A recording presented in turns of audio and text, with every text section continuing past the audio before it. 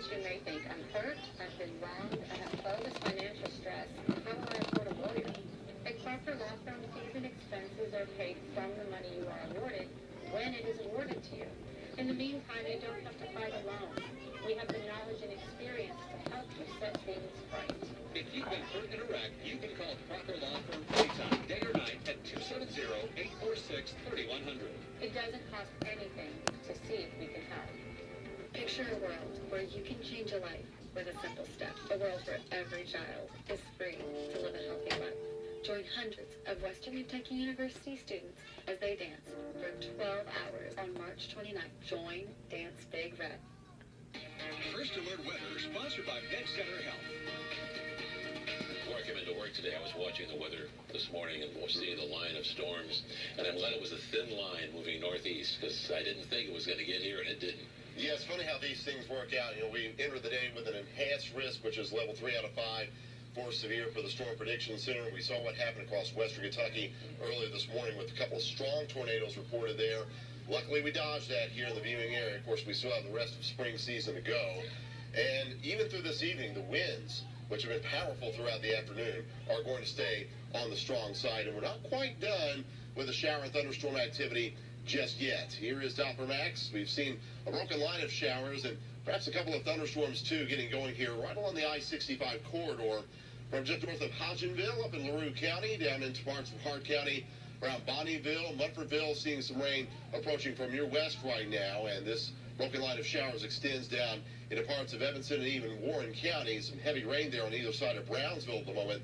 And this is all pulsing its way to the north and to the east. As it works farther to the north and the east, it will be in a more favorable environment for severe weather. And while we haven't seen severe storms per se in south central Kentucky this afternoon, we have had reports of some wind damage just from the gradient or non-thunderstorm winds, like in the Rhoda community of Evanston County. Reports there of a greenhouse taken away by the wind gust this afternoon. Also, other damage reported in the Windieville community there.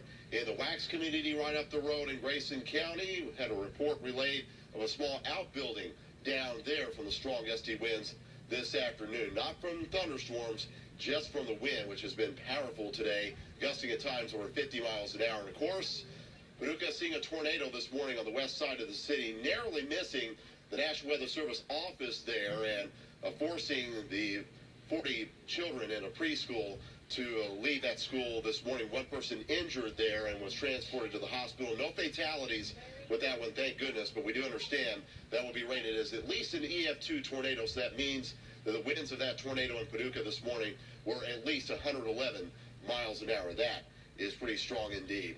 Severe thunderstorm watch still up for Breckenridge, Hart, and LaRue counties officially until 9 p.m. Central or 10 p.m. Eastern time. Elsewhere, wind advisory is still up until 10 o'clock tonight. The peak wind gusts today, they have been impressive. Look at that. 66 miles an hour in Louisville, and that was outside of thunderstorms. A gust to near 70 this afternoon in Lexington. Hurricane force begins at 74 miles an hour. We have not seen gusts the likes of these outside of thunderstorms in our region since the remnants of Hurricane Ike came through 11 years ago in 2008. 58-mile-per-hour wind gusts reported, by the way, here in Bowling Green. And seeing more vertical development out of the clouds out here than we've seen all afternoon long. There's a live view for our AAA Systems Doppler cam, which is still shaking around somewhat in the wind out there. The current temperature of the airport is 72. That wind sustained at 21 is still gusting to near 40 this hour. Humidity at 71%. Sunshine and clouds mixed in Greenville, you're at 70. 69 degrees in Glasgow under a mostly cloudy sky. With the UV, the wind is stirring it around right now. The pollen count is high at 9.3. It will stay that way into the weekend. Moderate UV index count 3 today. Showers and thunderstorms, kind of a broken line here from Cleveland, and then it picks back up across Tennessee into Alabama, where they are dealing with strong to severe thunderstorms tonight. Kind of interesting how the line broke up as it moved across southern Kentucky today. We avoided severe storms here locally. Big low pressure wound up here across the Midwest tonight, and that powerful low will begin to move away tomorrow, but still the wind will be felt around it. Not as strong tomorrow, but a blustery day. A cooler day, too. More clouds around, not as much sunshine. Expect highs only around 50 degrees. A couple of sprinkles possible upstate into eastern parts of Kentucky. And then we're dry tomorrow night. Colder, too, to start the weekend. Temperatures near freezing Saturday morning. and we'll struggle just to make it into the lower 50s there, even with lots of sunshine for our Saturday. Sunday will be just a little bit warmer. Wind gusts still near 40 for the next few hours. Once we get beyond about 9 o'clock tonight, the winds do begin to relax somewhat, but still kind of a blustery day tomorrow as the wind picks up from the west and gusts at times to near 20 before that relaxes tomorrow night. Temperatures tonight will bottom out primarily in the lower 40s. Skies will go mainly clear. The showers and storms out there now should end in the next 2 to 3 hours or so. Then tomorrow's high around 52 with a mix of sun and clouds. 30 your low tomorrow night as we clear out. A cooler but at least quieter weekend ahead. Highs at 52 on Saturday with sunshine. 28 Saturday night. Kind of a frosty start to St. Patty's Day Sunday, which looks to be a nice day. Otherwise, a high at 55. Mid-50s for Monday and Tuesday. Just slow warming by Wednesday. Another small shower chance there Wednesday into Thursday for what looks like a weaker system right now to start spring next week. Lows at night will eventually moderate into the upper 30s by the end of next week. Know the weather before it knows you. Download the First Alert weather app for your iPhone or your Android. Gene? Thank you, Shane. Kentucky's Republican-led legislature has passed a bill that would ban abortion for women under special circumstances. The bill that cleared the legislature yesterday would ban abortions based on the fetus's gender, race, color, national origin, or diagnosis of any disability. It passed the Senate 32-4. Soon after the bill was sent to Governor Bevin's desk, the American Civil Liberties Union said it will challenge the measure in court. A major investment is headed to the Toyota plant in Campbellsville. The plant will receive over $200 million as part of a 5-year plan Toyota is implementing with plants across the country.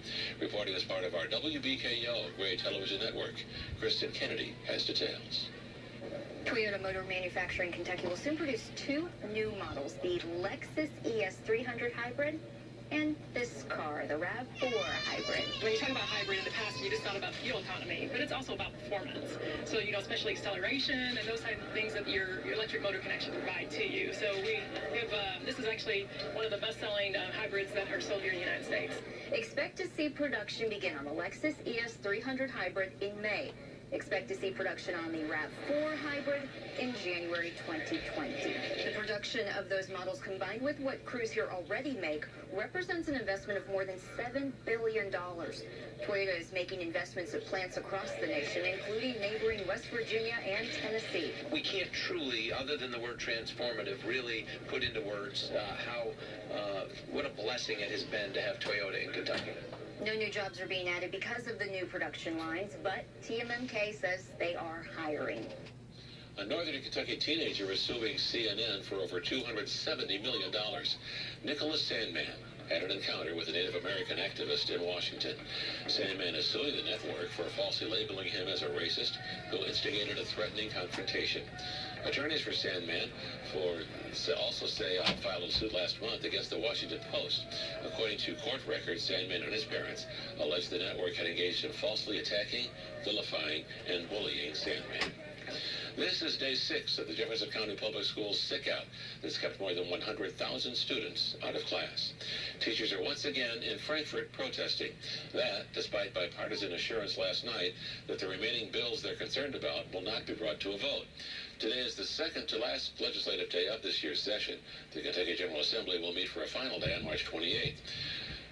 Between tomorrow and then, the governor will be able to veto bills he doesn't want to become law. And tonight at 10, reporter Allie Kennard attends Sheriff Brett Hightower's meet and greet as residents of Warren County get to know the recently elected sheriff. That's tonight on 13 News.